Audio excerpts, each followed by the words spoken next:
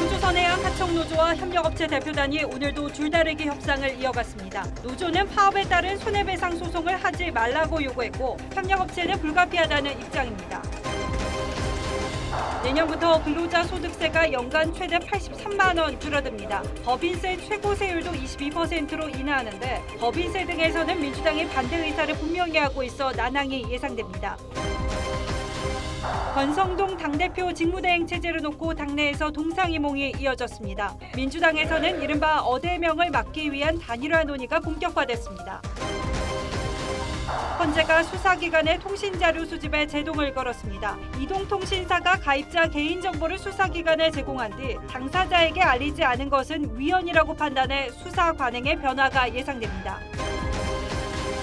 압수수색 과정에서 한동훈 장관을 폭행한 혐의로 재판에 넘겨진 정진웅 법무연수원 연구위원이 항소심에서 무죄를 선고받았습니다. 레고랜드에서 멈춤 사고가 또 발생해 19명이 건물 9층 높이에서 2시간 넘게 공포에 떨었습니다. 서울 강남 재건축 아파트도 호가가 크게 떨어지고 있습니다. 최고가 대비 2억 원이 내려간 매물도 나왔습니다.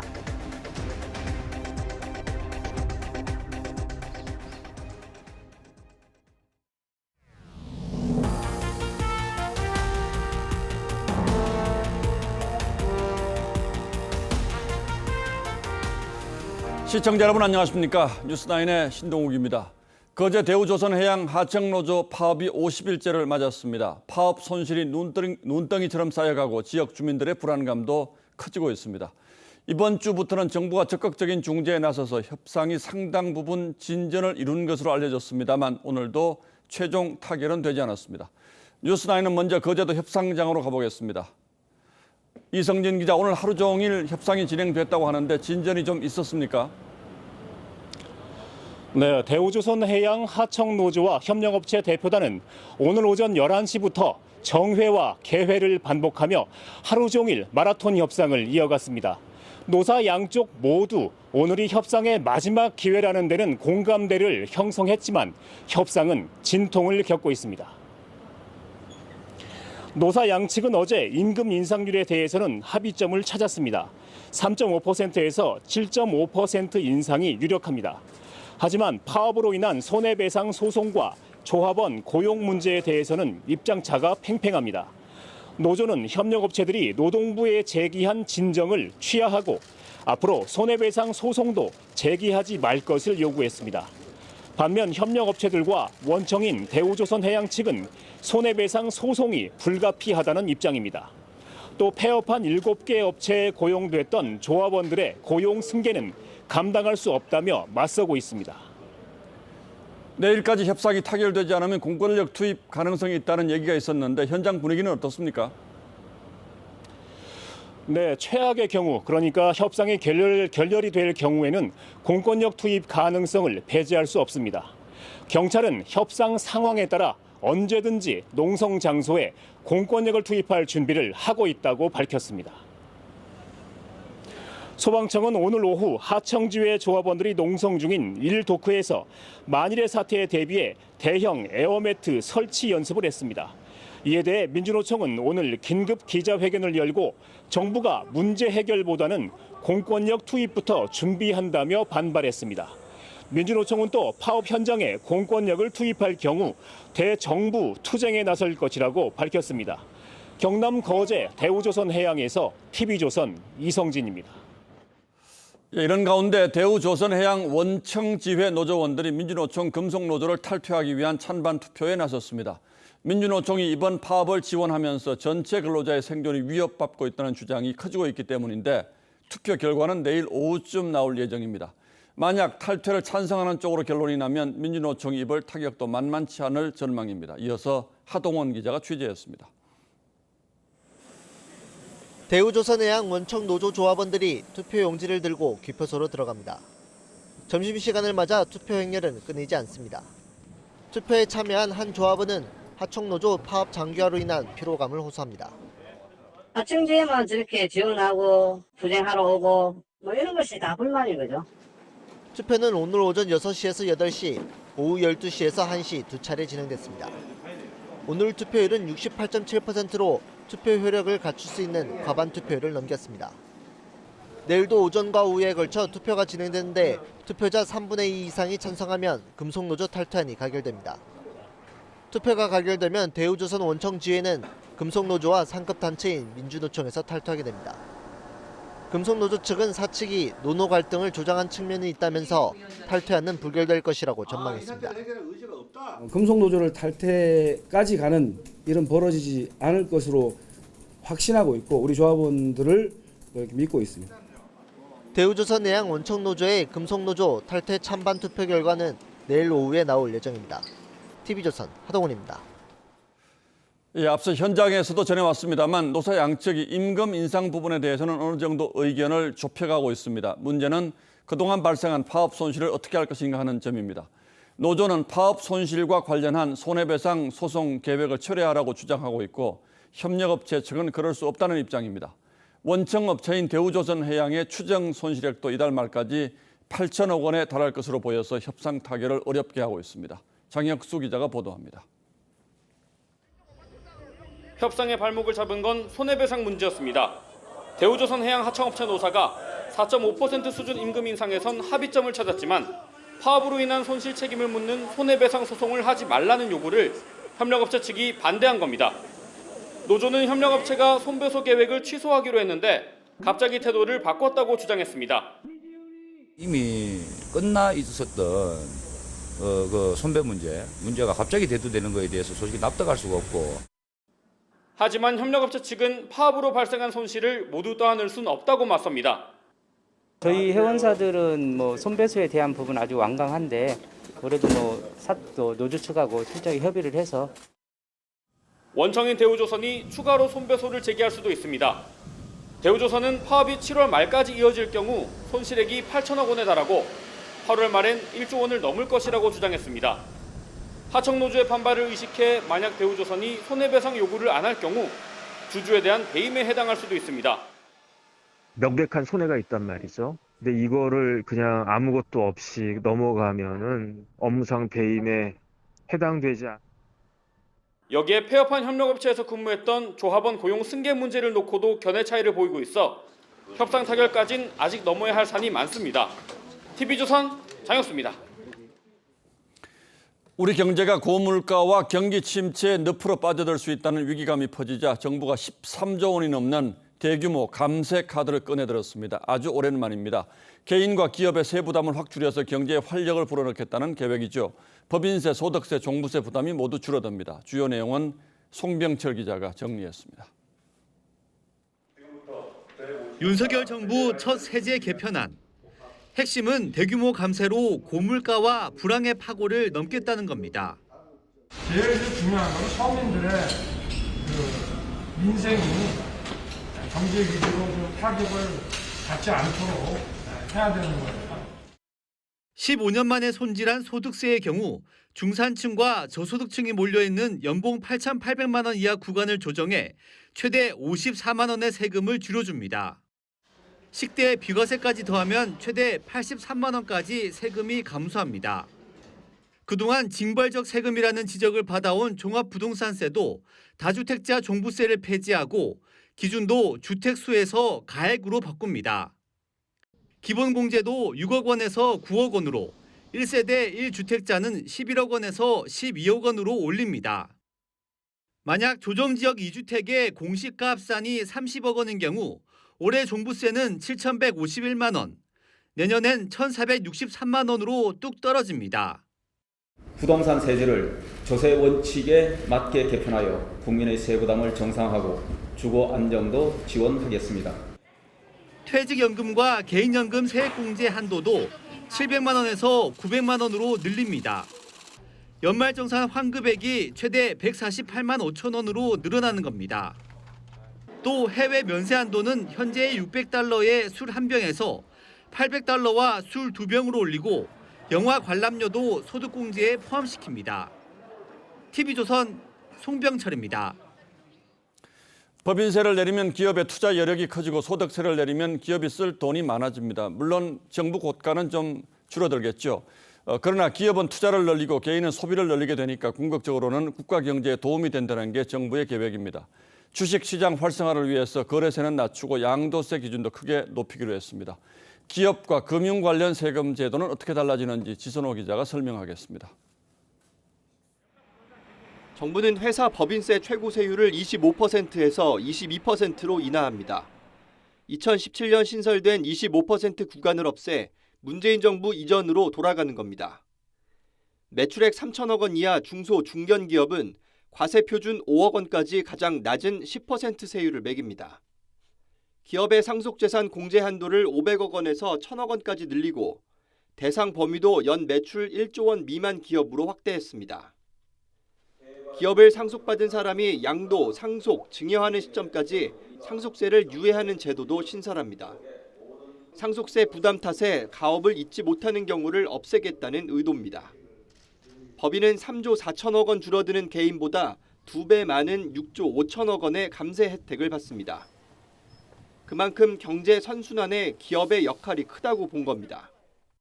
통계로 보면은 이명박 정권이 들어서자마자 3%포인트를 법인세율을 인하를 했는데 그때 그 2년 후에 GDP 성장률이 2배를 뛰었어요. 금융시장 활성화 방안도 제시했습니다. 주식 양도세 기준을 종목당 10억 원에서 100억 원 이상으로 높여 사실상 소수의 대주주만 양도세를 부담하게 했습니다.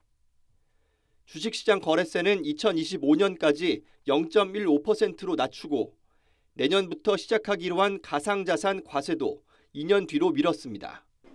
이번 세제 개편안은 빠르면 다음 달 국회에 제출되지만 야당이 비판의 수위를 높이고 있어 국회 문턱을 넘기까지 협로가 예상됩니다.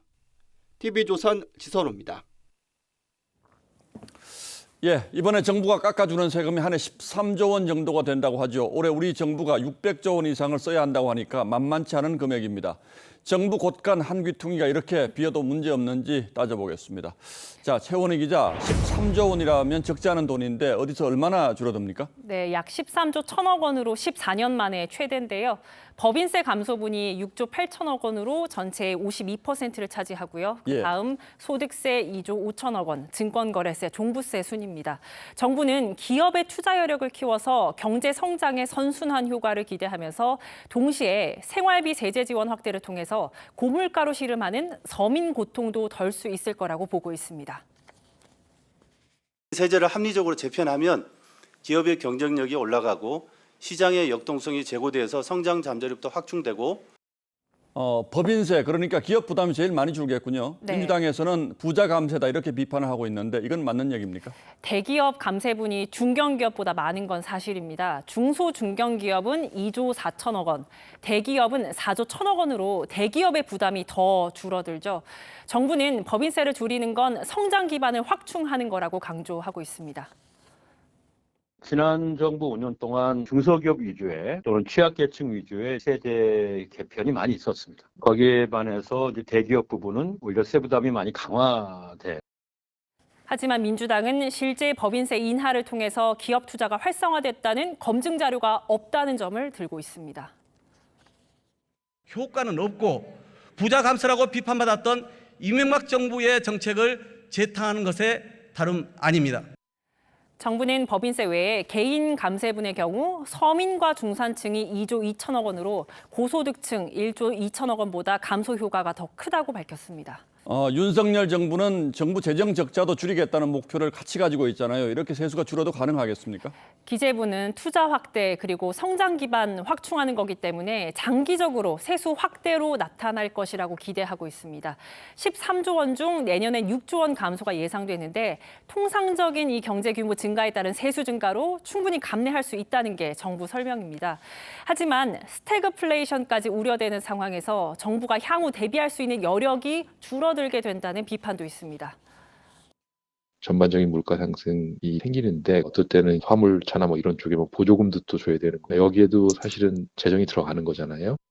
자, 정부 기대대로 되면 좋을 텐데 역시 법이 통과되려면 국회를 거쳐야 하잖아요. 야당이 반대하지 않겠습니까? 네, 국회 통과가 안 되면 무산될 수 있습니다. 법 개정을 전제로 내년 1월 1일부터 시행 예정인 법안들이 많은데 문재인 정부 때 법인세율을 높였던 민주당이 163석으로 과반을 차지하고 있습니다. 인하에 찬성할지 미지수입니다. 예, 일단 정부 계획은 이렇습니다만 결국은 또 국회 시간으로 돌아갈 가능성이 크겠군요. 네. 예, 최원희 기자 잘 들었습니다.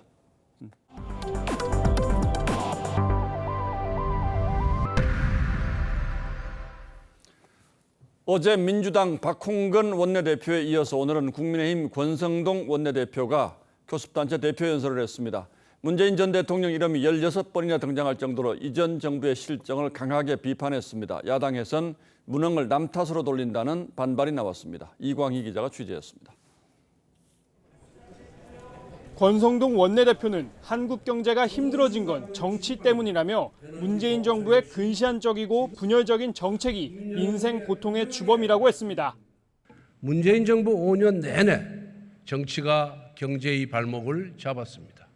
소득 주도 성장이 기본적 경제 원리를 무시해 고용 시장을 얼어붙게 했고 잘못된 부동산 정책에 임대차 3법과 같은 졸속 입법이 더해지면서 주거 불안을 불러왔다고 했습니다. 이로 인해 고용주와 근로자, 임대인과 임차인, 주택 소유자와 무주택자가 서로 갈등하는 분열이 일어났다는 겁니다. 민주당은 기득권과 싸운다고 목소리를 높였지만 사실은 민생과 싸우고 있었던 것입니다. 민주당 박홍근 원내대표가 하루 앞선 연설에서 윤석열 정부의 탈원전 폐기 정책을 비판한 데 대해선 무리한 탈원전 추진이 한전 적자와 전기요금 인상을 불러온 것이라고 반박했고 윤석열 정부에 대한 측근 불공정 인사 지적엔 문재인 정부의 공공기관 알박기 인사를 비판하며 맞불을 놨습니다. 알박기 인사까지 떠넘겼습니다.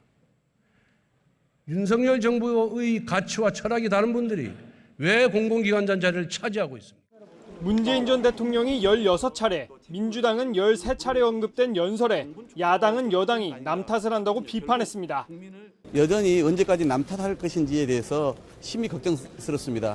성과로 입증하는 그런 유능함을 보여주실 것을. TV조선 이광입니다.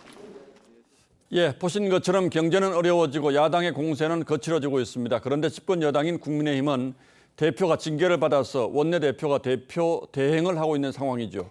이렇게는 안 된다는 주장과 흔들림 없이 이대로 가야 한다는 주장이 맞서면서 국민의힘 내부 상황이 갈수록 어수선해지고 있습니다.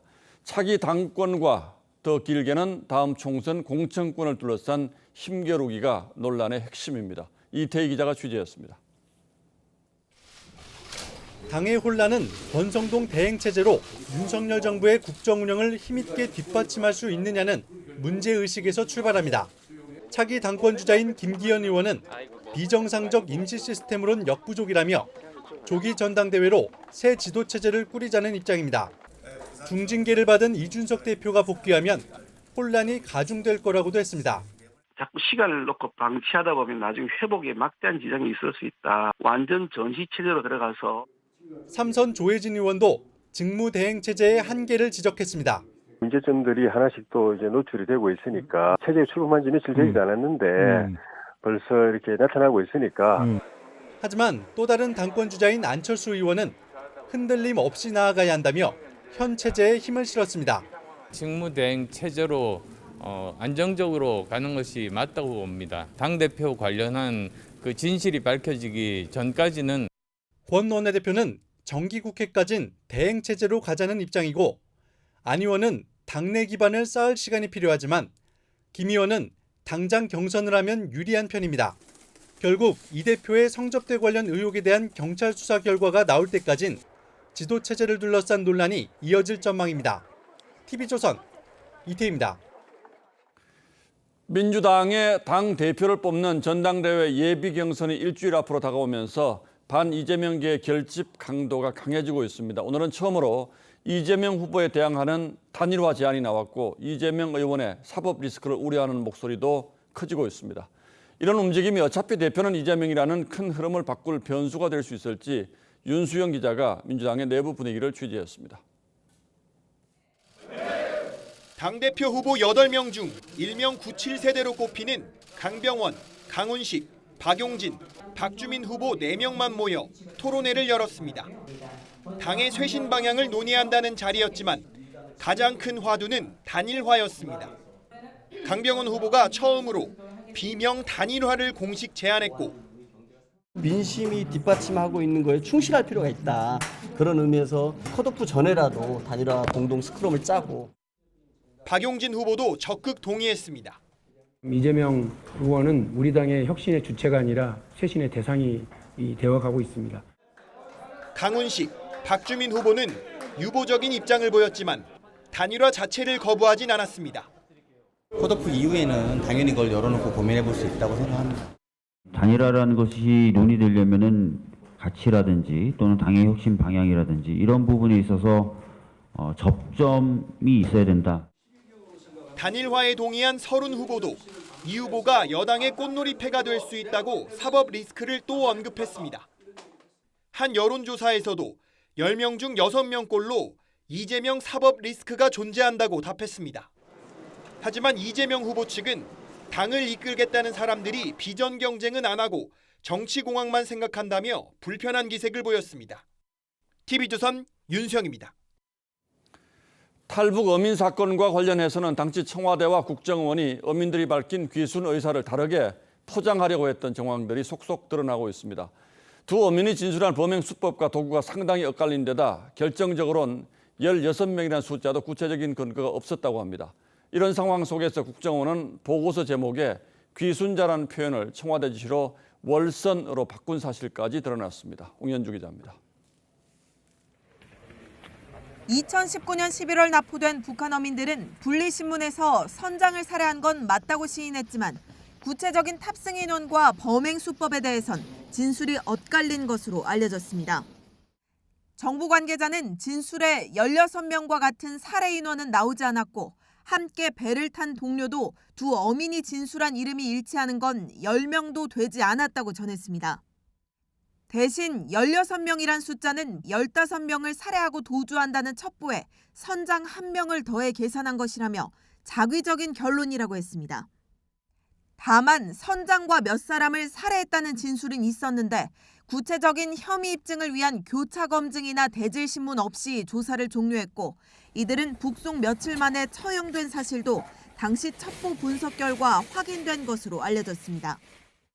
하지만 당시 문재인 정부는 어민 2명의 진술이 일치했다고 국회에서 증언한 적이 있어 논란이 커질 전망입니다. 2명을 분리신문했을 때 범행 과정에 대해서 상세하게 각자 얘기를 했는데 그게 일치했다라는 것입니다. 북송 전 두 사람은 합동신문 과정에서 자필 귀순 의향서를 냈고 국정원은 귀순자 확인 자료란 제목의 문건을 작성했지만 최종 보고 문건의 제목은 월선 보고서로 변경됐다고 정부 고위 관계자는 전했습니다. 이 관계자는 청와대 안보실 지시에 따른 것으로 보인다며 문재인 정부가 처음부터 귀순을 받아줄 생각이 없었던 것이라고 했습니다. TV조선 홍현주입니다. 헌재가 수사기관의 통신자료 수집에 제동을 걸었습니다. 이 수사기관이 이동통신사를 통해서 가입자 이름과 주민등록번호 등 개인정보를 제공받은 뒤에 당사자에게 알리지 않은 것은 위헌이라고 판단했습니다. 지난해 공수처는 정치인뿐 아니라 TV조선 기자와 가족 등의 통신자료를 무분별하게 조회했다가 사찰 논란에 휘말린 바 있죠. 수사 관행의 변화가 예상됩니다. 장윤정 기자입니다. 문제가 된 전기통신사업법 83조 3항은 수사기관이 필요에 따라 요구하면 이동통신사가 이용자 정보를 제공할 수 있게 규정합니다. 이 조항을 근거로 검찰과 경찰, 공수처 등 수사기관은 개인의 이름과 주민번호, 전화번호 등을 영장 없이 통신사에 요청해 받아왔습니다. 개인정보 취득 사실을 이용자에게 알릴 필요도 없었습니다. 헌법재판소가 재판관 전원 일치로 이 부분에 대해 헌법 불합치 판결을 내렸습니다. 헌법재판소는 수사기관에 통신자료를 제공하고도 이용자에게 통지되지 않는 건 개인정보 자기결정권 침해라고 판단했습니다. 수사기관이 통신자료를 취득하는 것 자체는 위헌이 아니지만 정보 주체에게 사후 통보 절차가 빠진 건 헌법에 반한다는 겁니다. 통신자료 취득에 대한 사후 통지 절차를 두지 않은 것은 적법 절차 원칙에 위배되어 개인정보 자기결정권을 침해합니다. 그러면서 내년 12월 31일까지 관련법을 개정하게 했습니다. 헌재 판단 이후 법이 바뀌면 수사기관의 통신자료 조회는 신중해질 전망입니다. 무더기 조회가 통보되면 해당자들이 집단 반발할 수 있기 때문입니다. 공수처는 이와 관련해 통신자료를 제공받을 때 헌법상 기본권을 보호하며 수사 목적도 달성할 방안을 모색하겠다고 밝혔습니다. TV조선 장윤정입니다. 압수수색 과정에서 한동훈 장관을 폭행한 혐의로 재판에 넘겨진 정진웅 법무연수원 연구위원이 항소심에서 무죄를 선고받았습니다. 1심과 정반대 판결인데요. 항소심 재판부는 폭행의 고의성이 없음을 판단 이유로 들었습니다. 변지영 기자입니다. 마이크. 2년 전 서울중앙지검 형사 1부장으로 채널A 기자 제보 사건을 수사한 정진웅 사법연수원 연구위원. 당시 검사장이던 한동훈 법무장관의 휴대전화 유심칩을 압수하려다 독직 폭행한 혐의로 기소돼 1심에서 징역 4개월에 집행유예 1년을 선고받았습니다. 유죄 판단에 대해서 좀 하실 말씀 없으세요? 그런데 항소심 재판부가 11개월 만에 무죄를 선고했습니다.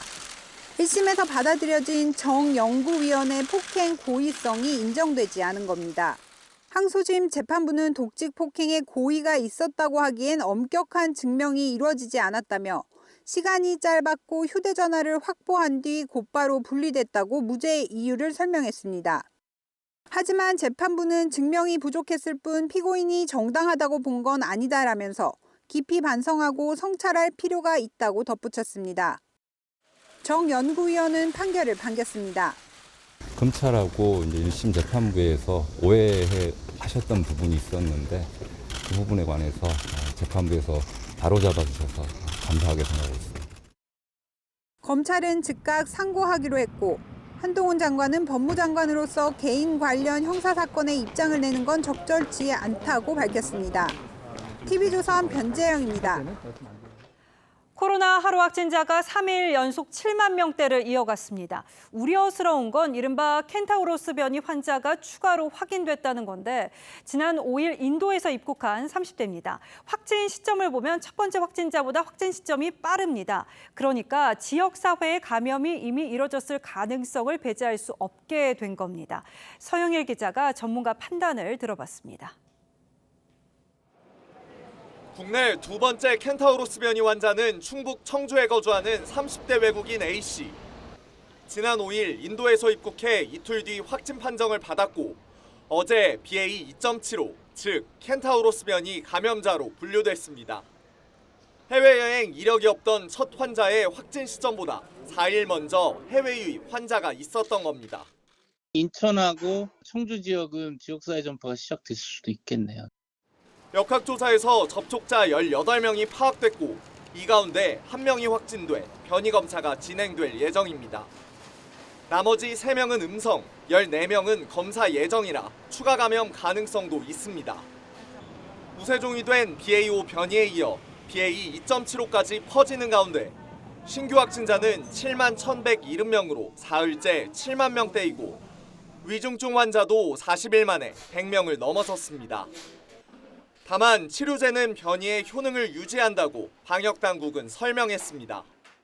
박스로비드와 라게브리오 그리고 주사제인 베클루리주 모두 바이러스 증식을 억제하는 효능이 유지되었음을 또 변이에 맞춘 개량 백신이 8월에서 9월 출시되면 신속히 도입할 예정이라며 50대 이상의 4차 접종을 당부했습니다.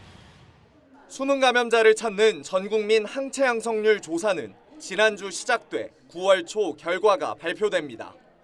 TV조선 서영일입니다. 춘천 레고랜드에서 놀이기구 멈춤 사고가 또 일었습니다. 19명이 탄 놀이기구가 건물 9층 높이인 높이 21m에서 멈춰서면서 이용객들이 2시간 넘게 공포에 떨어야 했습니다. 신유만 기자입니다. 높이 42m짜리 레고랜드 놀이기구입니다. 놀이기구가 중간에 멈춰 있고 소방관들이 고가 사다리로 승객을 구조합니다. 오늘 낮 12시 반쯤 춘천 레고랜드에서 이용객 등 19명이 타고 있던 타워 전망대 놀이기구가 21m 공중에 멈추는 사고가 났습니다.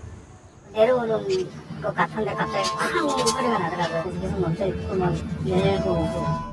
멈춤 사고가 난 놀이기구에는 어린이 7명 등 이용객 17명과 직원 2명이 타고 있었습니다. 레고랜드 측은 40분 동안 자체 구조를 시도하다 실패한 뒤 119에 신고했습니다. 소방당국은 오후 3시 10분쯤 구조를 마쳤지만 21m 공중에 고립된 19명은 2시간 40분 동안 공포에 떨어야 했습니다.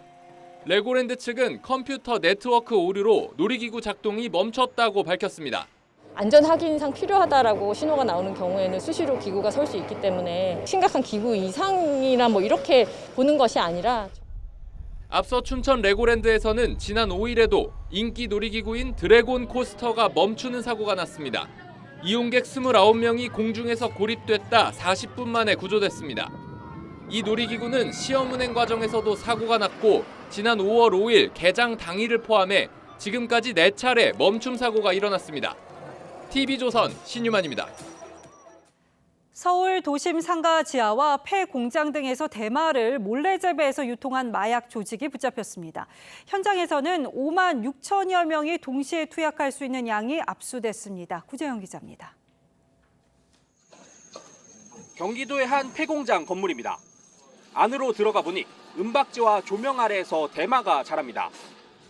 서울의 한 상가 지하에서도 대마 온실이 발견됩니다. 경찰이 상가 주차장에서 마약 조직원을 체포합니다. 20대 A씨 등 마약 조직원 8명은 지난해 8월부터 서울 시내 상가 4곳에서 대마를 재배하고 가공했습니다. 이들은 행동 강령까지 만들고 공급부터 배달까지 역할을 나눠 속칭 던지기 수법으로 대마를 유통했습니다. 검거에 대비한 행동 강령 이런 게 있어가지고 범죄단체 조직죄를 적용했습니다. 30대 B씨는 지난해 3월부터 폐공장을 빌려 대마를 재배하고 온라인을 통해 36명에게 가상화폐를 받고 팔았습니다. 경찰은 이들에게서 대마 17kg, 20억 원어치를 압수했습니다. 경찰이 압수한 대마 17kg은 5만 6천여 명이 동시에 투약할 수 있는 양입니다. 경찰은 A씨 등 13명을 구속하고 대마 구매자 등 54명을 불구속 입건했습니다. 경찰은 또 범죄 수익금 5,200만 원을 몰수 조치하고 거래 내역 분석 등을 통해 여죄를 조사하고 있습니다. TV조선 구자영입니다. 바닷속에 들어가 보면 신비한 수중 경치가 펼쳐지기도 하지만 이 함부로 버린 그물과 통발 등도 어렵지 않게 발견됩니다. 이 해양 쓰레기가 바다 생물을 죽이고 또 선박 사고 원인이 되기도 하는데요. 이 같은 쓰레기가 11만 톤에 달하는 것으로 추정됐습니다. 이승훈 기자입니다. 잠수부들이 바닷속 30m 아래로 내려갑니다. 바위와 산호가 온통 폐그물로 뒤덮였고 버려진 통발에 갇힌 물고기는 빠져나갈 길을 찾지 못합니다. 폐그물에 걸려서 멀쩡한 수산 생물들이 죽거나 갇히거나 통발 같은 경우는 갇히거나. 부표를 끌어올리니 폐그물 등 바닷속에서 수거한 쓰레기가 한가득 올라옵니다. 폐그물 등 친척 쓰레기에 물고기가 폐사하는 어업 피해액도 연간 3,700억 원에 이릅니다. 이처럼 바다에 함부로 버린 쓰레기는 종종 선박사고의 원인이기도 합니다. 일하는 사람들 목에 감기든지 손에 감기든지 그래 감겼다 그러면은 잘못되는 수가 많죠. 현재까지 파악된 동서남해 바닷속 쓰레기는 11만여 톤. 수거 비용이 3,500억 원이 드는 것으로 추산됩니다.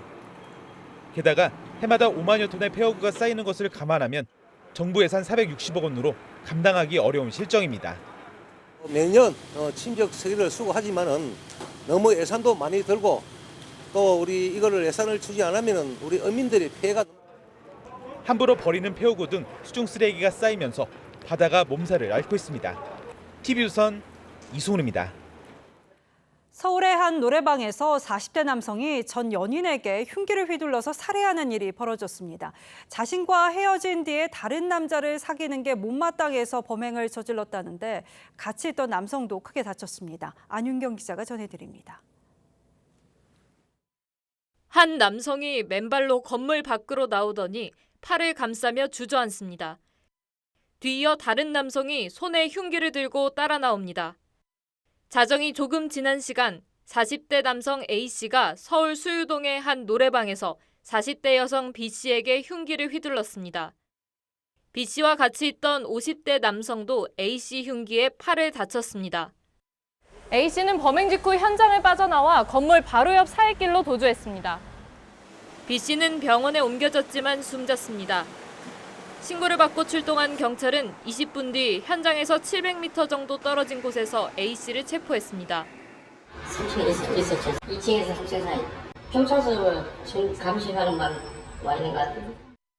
숨진 B씨는 A씨와 사귀다 석 달 전 헤어졌는데 B씨가 다른 남성을 만나는 게 화가 나 범행을 저질렀다고 경찰에 진술했습니다. 경찰은 A씨에 대한 구속영장을 신청할 방침입니다. TV조선 안윤경입니다. 한 대형 여행사 홈페이지에서 고객 개인정보가 제3자에게 노출되는 일이 벌어졌습니다.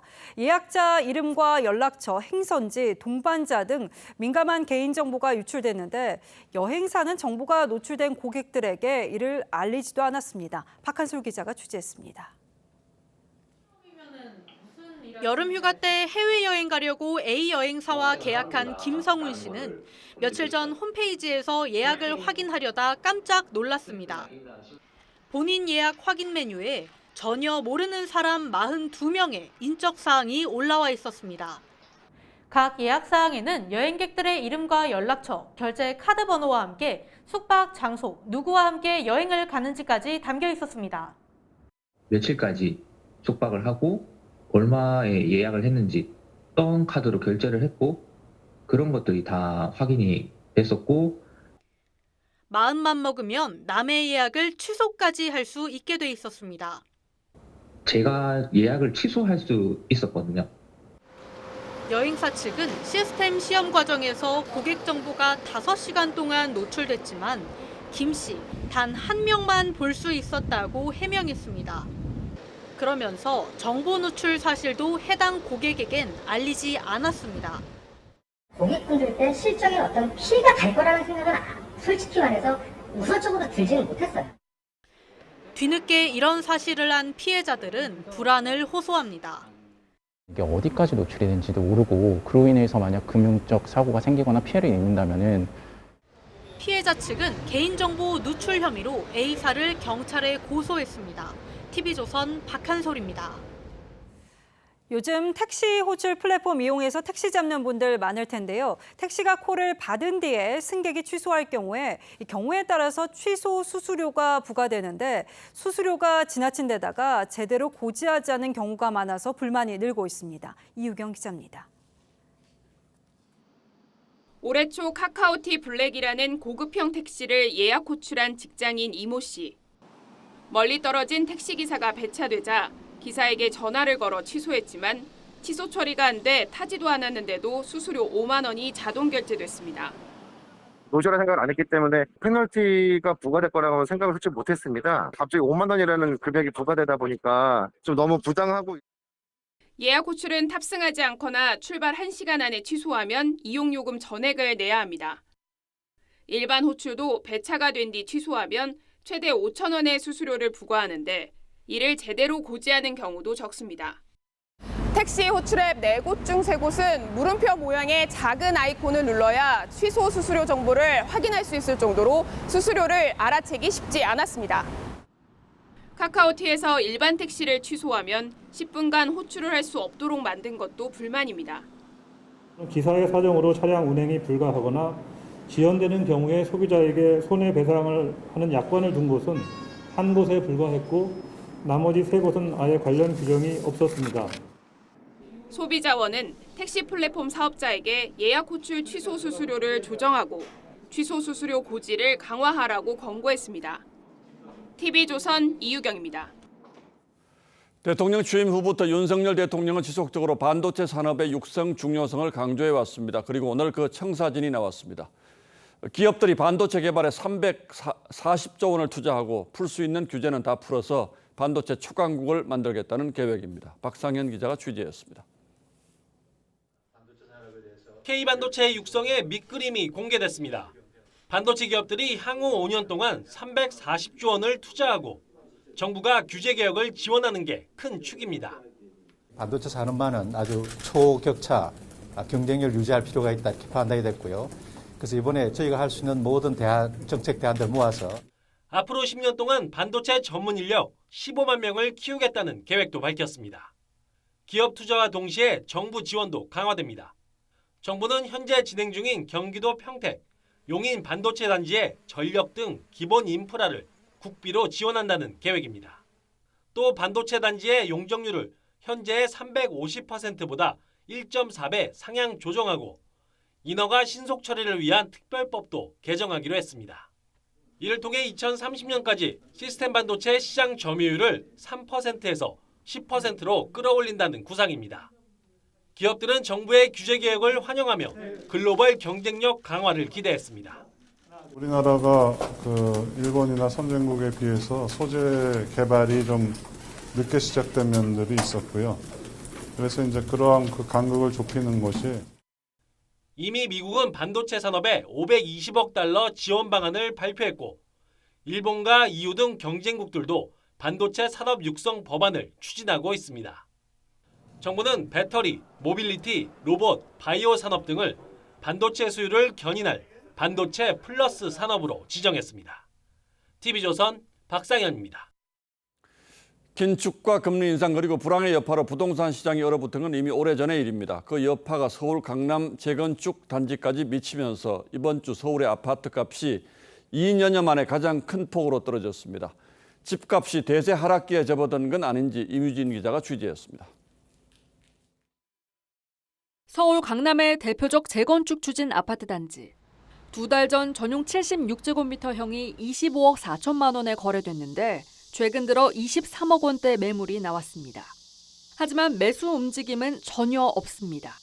2억 정도 빠진 것 같아요. 분위기가 전국적으로 부동산 하락이라는 얘기가 계속 도니까 그냥 거기에 같이 맞춰서 다운되는 것 같아요. 올해 정비 계획이 확정되면서 탄력을 받던 송파 재건축 단지도 최근 1억 원 넘게 호가를 낮춘 급매물이 나왔습니다. 금리가 올라가면 따라서 이제 조합원 부담금도 이제 많을 건데 그렇다고 또 매매도 또 되는 것도 아니고 오히려 지금 하락하고 있어요. 집값 하락세에도 굳건했던 강남권 재건축 단지 분위기가 사뭇 달라진 겁니다. 서울 집값은 한국은행의 빅스텝 후폭풍으로 하락폭을 키우면서 2년 2개월 만에 가장 많이 떨어졌습니다. 서초구만 유일하게 상승세입니다. 금리가 계속 오르면서 집값의 본격 하락세 진입 여부를 두고 논란이 뜨거워집니다. 다만 이게 추세적인 하락이나 상당 수준의 하락 조정으로 갈지는 내년 금리 상황이나 경기 상황을 봐야. 양도세 중과를 피하려는 다주택자 매물까지 쏟아질 경우 집값 하락세가 예상보다 더 가팔라질 수 있다는 관측도 나옵니다. TV조선 임유진입니다. 청와대가 문화 공간으로 탈바꿈합니다. 청와대 원형은 보존하되 미술 등 특별 전시를 여는 프랑스 베르사유 궁전을 염두에 둔 계획을 정부가 내놨는데요. 그 모습은 올 가을 공개될 것으로 보입니다. 이루라 기자입니다. 지난 5월 시민의 품으로 돌아온 청와대. 그동안 공개되지 않았던 600여 점의 예술 소장품을 활용해 거대 아트 콤플렉스로 변신합니다. 오랜 세월 권력 세계의 은밀한 장소에서 소수의 사람만이 즐겼던 작품이 이제 국민 품속으로 들어갑니다. 청와대 본관과 관저, 영빈관, 춘추관 모두 근현대 미술 전시 공간으로 바뀌는데 특히 본관 집무실 등 역사의 장소는 복원을 거쳐 그 모습을 유지한다는 계획입니다.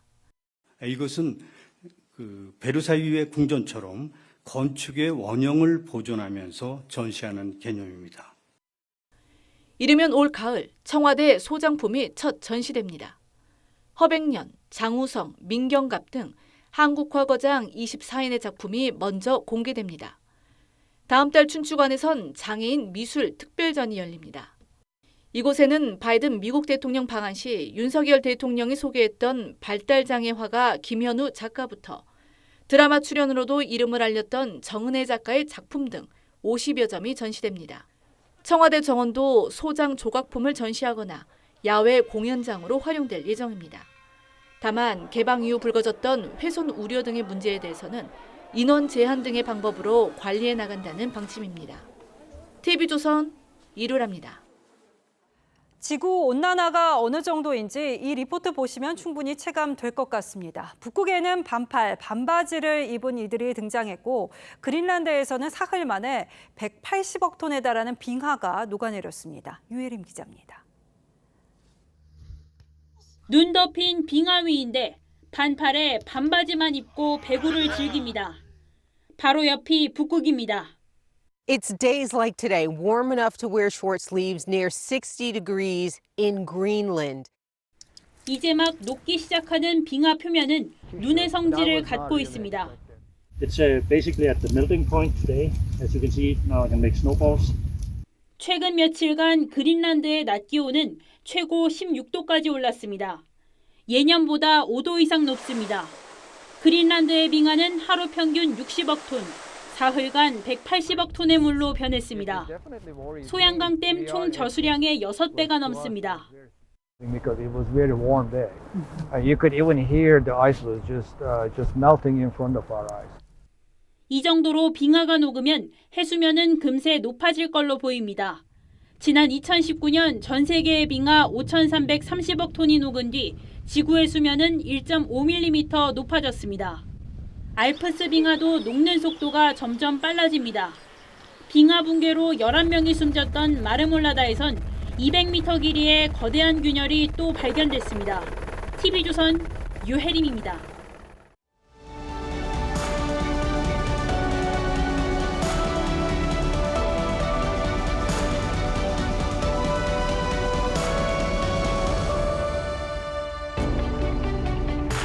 중앙아메리카 밀림에 사는 이 개구리는 온몸이 딸기보다 빨갛습니다. 손가락 한 마디만한 게 보란듯 정글을 누빕니다. 땀처럼 흘리는 독이 워낙 강해서 천적이 없다죠. 원주민들이 그 독을 화살과 독침에 발랐던 딸기독 화살 개구리입니다. 벌은 물을 마셔 꿀을 만들고 뱀은 물을 마셔 독을 만든다고 했습니다. 사람의 말도 마찬가지입니다. 같은 걸 보고도 어떤 이는 지혜를 말하고 어떤 이는 도끼를 내뿜습니다. 그래서 독설보다 강한 독은 없다는 영국 속담도 있습니다. 명연설은 송곳처럼 찌르지 않습니다. 오바마가 차분한 목소리로 때론 침묵으로 마음을 사로잡았던 말입니다. 하지만 우리 국회 연설을 듣는 의원석에선 고함과 야유가 쏟아지곤 하죠. 그런데 야당도 극찬한 여당 원내대표 연설이 있었습니다. 보수가 나아가야 할 방향을 보여준 명연설이었습니다. 유승민 당시 새누리당 원내대표는 경제는 중도, 안보는 보수를 내세운 연설, 개혁 보수의 길로 단숨에 대권주자 반열에 올랐습니다. 국정농단은 헌정사상 초유의 대통령 탄핵으로 이어졌습니다. 경고합니다. 권력의 사유화는 반드시 대가를 치르게 됩니다. 박홍근 민주당 원내대표가 출범 2달 된 윤석열 정부를 향해서 탄핵을 경고했습니다. 민주당 몇몇 의원이 탄핵의 역사가 되풀이될지 모른다고 한 데 이어서 국회 본회의장에서 공공연히 탄핵을 거론한 겁니다. 대통령실에 포진한 검찰 출신 인사들을 가리켜서는 문고리 육상시라는 거친 표현까지 있었습니다.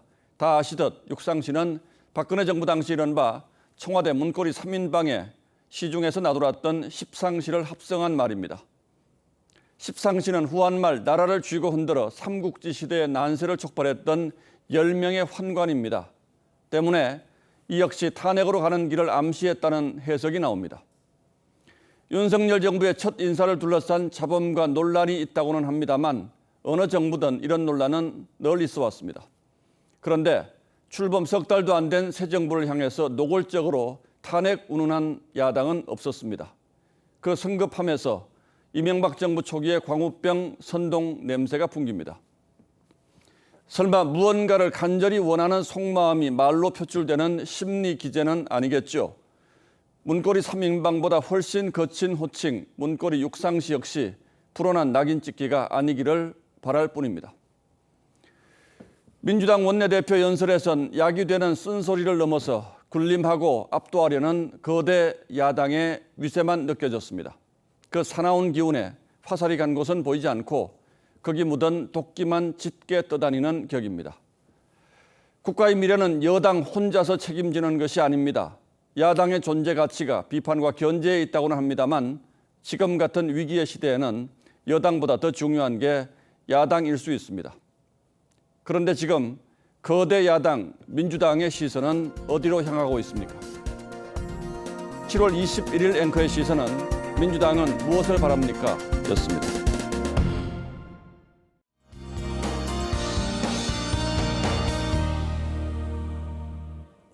오늘은 흐리고 비가 내리면서 비교적 선선했습니다. 이 선선한 공기는 밤 사이에도 이어지겠는데요. 열대 없이 편안한 밤 보내실 수 있겠습니다.